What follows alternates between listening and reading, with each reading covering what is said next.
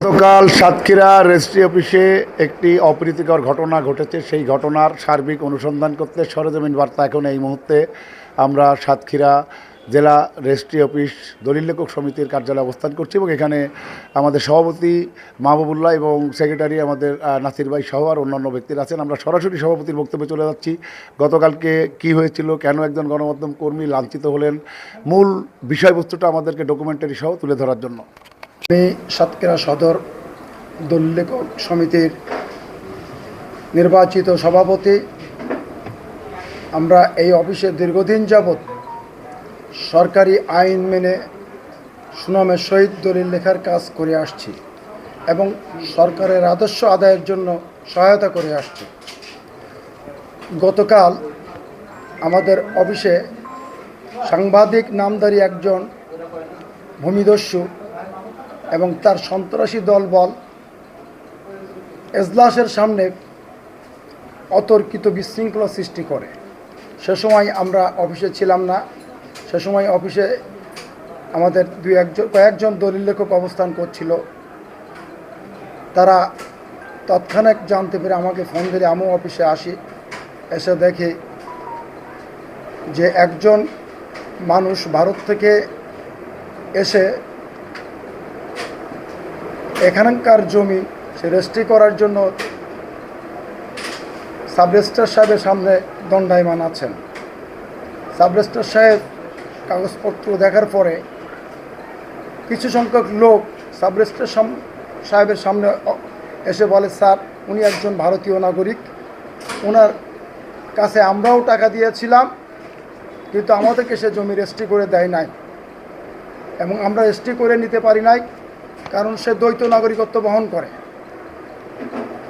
সে 40-45 বছর যাবৎ ভারতীয় অবস্থান করছে এবং বর্তমানে শুনেছি সে বাংলাদেশের আইডি কার্ড তৈরি করেছে এবং এমার্জেন্সি পাসপোর্টও তৈরি করেছে। তখন আমাদের সম্মানিত সাব রেজিস্ট্রার সাহেব তাদেরকে বলেন যে আপনারা যে অভিযোগ এনেছেন এর কোনো বৈধ কাগজপত্র আপনাদের কাছে আছে কি না। তার উত্তরে তারা বলে সব কিছু ডকুমেন্টস আমাদের কাছে আছে, আপনি চাইলে আমরা দিতে পারি।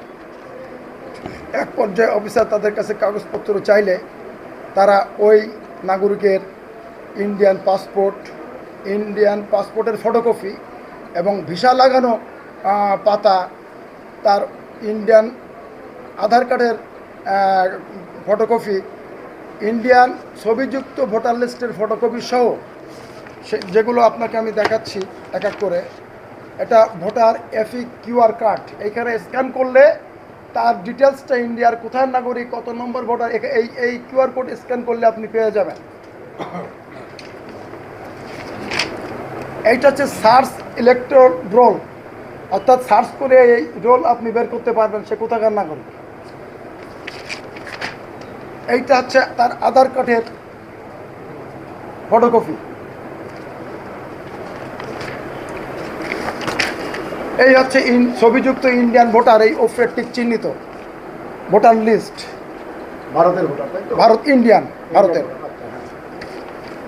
তার বাড়ি নম্বর ইন্ডিয়াতে 0164, বয়স 43 এবং 782 নম্বর ভোটার।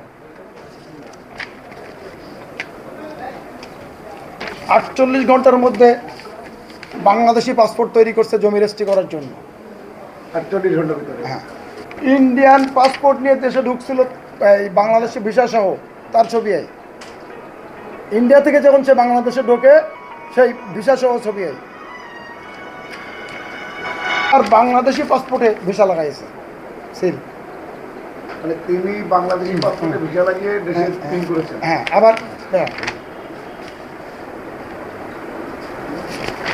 আরও ডকুমেন্টস আর প্রয়োজন হয় বলে মনে হয় না, পরবর্তীতে হবে।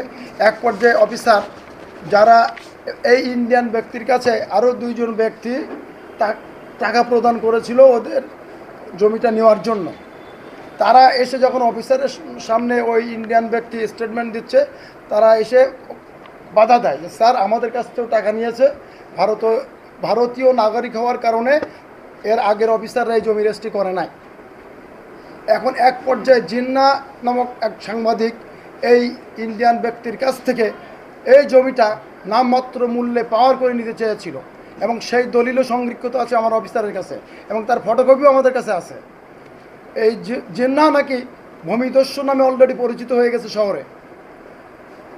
অথচ বিভিন্ন পত্রিকা আমরা দেখেছি জিন্নার পক্ষে, বিভিন্ন অনলাইন খ্যাত পত্রিকা জিন্নার পক্ষে সে নাকি সহায়তা করতে আসছিল রেজিস্ট্রির কারণে। প্রকৃতপক্ষে জিন্না এই জমি নামমাত্র মূল্যে এই ইন্ডিয়ান নাগরিক কাছ থেকে লিখে নিতে চেয়েছিল, অথচ যারা প্রকৃত টাকা দিয়েছিল তাদেরকে ফাঁকি দিয়ে। এখানেও একটা সে জালিয়াতির আশ্রয় নেয় পত্রিকায়, সে সহায়তার কথা বলে নিজেই লিখতে চাইছিল, তার ডকুমেন্টস আমাদের কাছে আছে। এবং আরও তারা এই জিন্না তার একটা বিশাল বাহিনী আছে শহরের মধ্যে, যারা বিভিন্ন লোকের নামে মামলা হামলা করে বিভিন্নভাবে হয়রানি করে অপদস্থ করে। আমি শুনেছি সে আমি সহ আমার সমিতির অনেক সদস্যকে সিন্ডিকেট বলে অভিহিত করেছে। আমরা এতটুকুই করেছি, জিন্নার মতন ভূমিদস্যুকে এই অবৈধভাবে জমিটা রেজিস্ট্রি যাতে না হয় আমরা স্যারের কাছে অনুরোধ করেছিলাম যে স্যার এটা আপনি যাচাই বাছাই করে অনুরোধ করেন, এবং আমার অফিসার সেটা যাচাই বাছাইয়ের জন্য কাগজপত্র চাইলে যারা টাকা দিয়েছিল তারাই এই কাগজপত্র সরবরাহ করে। আমাদের একটা প্রশ্ন, আসলে তিনি তো লাঞ্ছিত হয়েছেন, লাঞ্ছিতটা কি আপনাদের দলিল লেখক সমিতির কারণে? আমাদের দলিল লেখক সমিতিকে লাঞ্ছিত হয়নি, বরঞ্চ আমার দলিল লেখক সমিতির এই জিন্নার এবং তার বাহিনী, জিন্নার সাথে পেটুয়া বাহিনী এসেছিল সাবেক বর্তমান নিষিদ্ধ ঘোষিত ছাত্রলীগের নেতৃবৃন্দ নিয়ে, তাদের নাম ছবি আমরা সংগ্রহ করেছি। তার মধ্যে একজনের নাম আমরা পেয়েছি সুমন, আনোয়ার হোসেন সুমন। এর নেতৃত্বে জিন্নার সাথে তারা এসেছিল এখানে বিশৃঙ্খলা করতে, যখন অফিসার দলিল রেজিস্ট্রি করেনি এবং বিরোধী পক্ষ অর্থাৎ যারা টাকা দিয়ে ক্ষতিগ্রস্ত পক্ষ এটা বিরোধিতা করেছে, তারা তার উপরে অতর্কিত এজলাসের সামনে হামলা চালায়, যাদেরকে অফিসার আইডেন্টিফাই করতে পারে নাই, যেহেতু তারা অপরিচিত। পরবর্তীতে এরাই আমাদের বিরুদ্ধে, আমাদের দলিল লেখকদের বিরুদ্ধে তারা মামলা করার পায়তারা চালাচ্ছে বলে আমাদের কাছে খবর আছে। কি যাচ্ছেন আপনারা? আমরা এর সুষ্ঠু বিচারক ডকুমেন্টস দিয়েছি যে ইন্ডিয়ান নাগরিক দিয়ে জোরপূর্বক যে দলিল রেজিস্ট্রি করার পায়তারা করেছে, এবং সে দলিলের কপিও চাইলে আপনাকে আমার সাব রেজিস্ট্রার স্যারের কাছে সংরক্ষিত অরিজিনাল দলিল, এটাও আমরা আপনাদেরকে সরবরাহ করতে পারি। এর সুষ্ঠু প্রতিকার চাচ্ছে। সাংবাদিক ভাইরা, আপনারা জাতির বিবেক, আপনারা জানেন যে সম্পত্তিতে আদালতে মামলা থাকে এই সম্পত্তি রেজিস্ট্রি করা যায় না সরকারি আইন অনুযায়ী, মামলা নিষ্পত্তি না হওয়া পর্যন্ত। জিন্না এই মামলাটি হাইড রেখে এই দলিলটি রেজিস্ট্রি করতে চাইছিল। আদালতে মামলার নম্বরটা নিয়ে নেন। সাতক্ষীরা প্রথম আদালতে 69/2019 নং দেওয়ানি মামলা চলমান রয়েছে। 2 নম্বর, এটা একটি অবৈধ নিষিদ্ধ দলিল বিধায় আমার রেজিস্ট্রি অফিসের কোনো লেখকের কাছে এই দলিল সে মুসাবাদা করায় নাই। সে কোর্ট থেকে উকিলের মাধ্যমে দলিল মুসাবাদা করে দাখিল করেছিল, যেন লোকজন জানতে না পারে। এই ঘটনাটাকে ধামাচাপা দেওয়ার জন্য, অবৈধভাবে রেজিস্ট্রি করার জন্য দলিল লেখক সই স্বাক্ষর না করায় উকিল দিয়ে সই স্বাক্ষর করাইছে, এবং সেই উকিল কোর্টেও আসে নাই। জিন্না নিজে এই দলিল সাবমিট করে অফিসারের সামনে। এই অনেকগুলো কারণে অফিসারের সন্দেহ হয় দলিলটা নিয়ে জেরা করার পর্যায়ে যারা আগের টাকা প্রদান করেছিল তারা চলে আসে, এসে এই দলিলটা তারাই বাধাগ্রস্ত করে। একটা ভয়েস দেন। তোমার মতো অবস্থা আছে আমি না, ওইটা না, মনে করেন এখন যেহেতু এই নিউজ হচ্ছে, এবারে এদেরও তো লোক আছে কাউন্টার নিউজ দিচ্ছে। এখন আমি যদি আপনার বক্তব্য না নিয়ে নিউজটা ছাড়ি তখন আপনার কষ্ট লাগবে। আমার ওরা তো আমার নামে আবল তাবল লিখছে। ওটা যদি আপনি করতে পারেন তাহলে এটা খারাপ না? না, পক্ষ না, এই জন্যই তো আমি সবাই তারা আমাকে পরে হামলা চালালো, ওই যে টুটুল হামলা চালিয়েছে, ওর ছেলে হামলা চালিয়েছে। এই যে বিষয়গুলো মনে করেন যে তারা আপনাকে বলছে যে এই যে জমিটা আপনি পাওয়ার অফ অ্যাটর্নি করতে সেখানে গেছেন উকিলের মাধ্যমে, দলিল লেখকদের কোনো সহায়তা নেননি, তাই তো? তো এই ক্ষেত্রে আপনার বক্তব্যটা কি দিতে পারি? আমি আদালতের রায় আমার পক্ষে বলেই আমি জি, হ্যাঁ, অ্যাডভোকেটদের হ্যাঁ, সহযোগিতা নিয়েছি। আসলে তো মামলা চলছে, এই জমিটা তো ফিরি না, এই জমিটায় মামলা চলছে। এখনো জি, পর্যন্ত আমার পক্ষে রায় আছে, বিধায় অ্যাডভোকেটের মাধ্যমে আমি পাওয়ার অফ অ্যাটর্নিতে গিয়েছিলাম। এখন আচ্ছা, আচ্ছা, সেখানে এই যে টুটুল, ওর ছেলে মাহবুবুল্লাহ, তারপরে মামুন বলে একটা ছেলে, যে সেই মরিদের মনে হয় সহকারী, হুম, তারা পরিকল্পিতভাবে আমাকে আমার উপরে হামলা চালিয়েছে।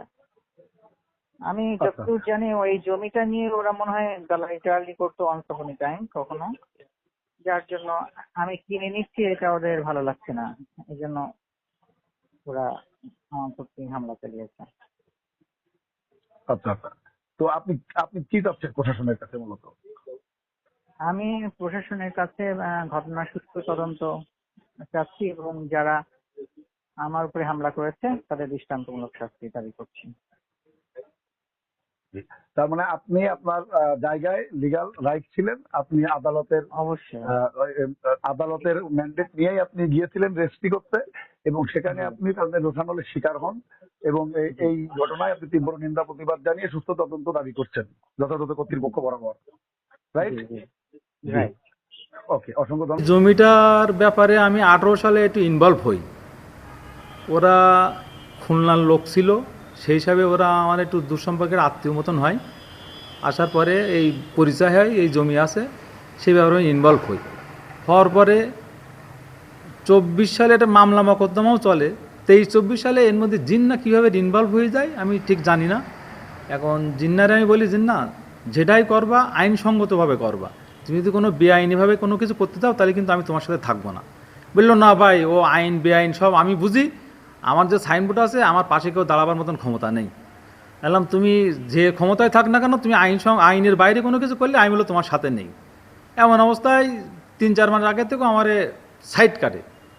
তাই বললাম ভাই তুমি সাইড কাটলি কাটো, তুমি যদি ন্যায়সঙ্গতভাবে কোর্ট কাছারির মাধ্যমে যদি এই জমি পাতি পারো তাহলে করো, নাইলে তুমি জোরপূর্বক ওই রেজিস্টারের ভয় দেখে এই দেখে, আমি ওইসবের মধ্যে কিন্তু আস্তান মাস্তানের মধ্যে আমি নেই। এইভাবে ওর কাছ থেকে আমি দূরে সরে যাই, ওর কাছ থেকে যাইনি।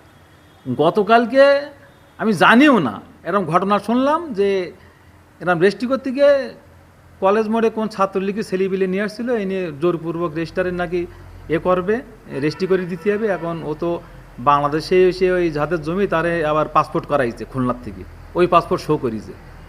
অথচ তারা ইন্ডিয়া থেকে ঈদের 2 দিন পরে আমার কাছে খবর আছে ওরা ইন্ডিয়াতে সংবাদ দিয়েছে যে ও গেছে একটু খেলটাল লেগে। হয়তো আমি কোথায় খেলবো, ওকে নাম্বার টাম্বার আমার আছে, যার ধারা এইছে তার সঙ্গে বোঝেন কেন, আমি ওসব ঝামেলার মধ্যে নেই।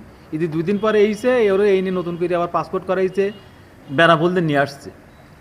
এই অনাকাঙ্ক্ষিত ঘটনা ঘটিছে। পরে আমি বিকালে দেখি আমার নামে এইসব নিউজ টিউজ জিন্না করাইছে। এখন জিন্নার ওই রাগ যে আমি বলি যে তোমার কোনো অন্যায় কাজের কিন্তু আমি সাপোর্ট করবো না, তুমি যদি ন্যায়সঙ্গত কোনো কাজ করো আমারে পাবা, নাহলে কিন্তু তোমার এই অন্যায় কাজের মধ্যে আমি নেই, মানুষ খারাপ বলবে এরম কাজে আমি যাব না।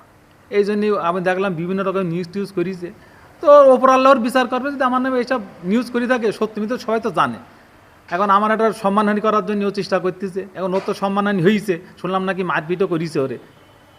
ঘটনাস্থলে ছিলেন আপনি? না না, আমি ঘটনাস্থলে ছিলাম না। আমি আমি এই জমি যে রেজিস্ট্রি করতে এসছে এদের কাছ থেকে আমি আরও 3 বছর আগে একটা জমি নিছি, এবং এই জমির জন্য 39 লাখ টাকা আমার বায়না করাও আছে।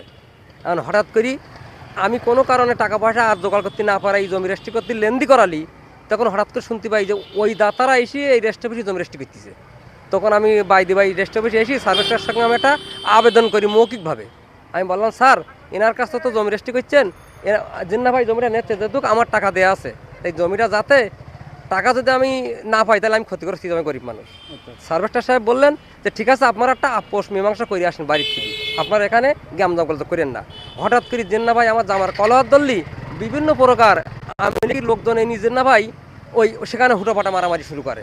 সেক্ষেত্রে আমি তখন রেজিস্ট্রি অফিসের ভেতরে আশ্রয় নেই, এমন অবস্থায় দেখা গ্যাম জঙ্গল তো হতেই থাকে। এই পরবর্তীতে দেখা গেল ওই ওখানে যে সমিতি আছে ওনারা বলল যে আমার সাক্ষাৎকারও নিল যে আপনার একটা ব্যবস্থা হবে, আপনি আর এ বিষয় নিয়ে দুঃখ করেন না, যেহেতু স্যার এখন রেস্টি হবে না, সেই অবস্থা আমি বাড়ি চলে গেছিলাম।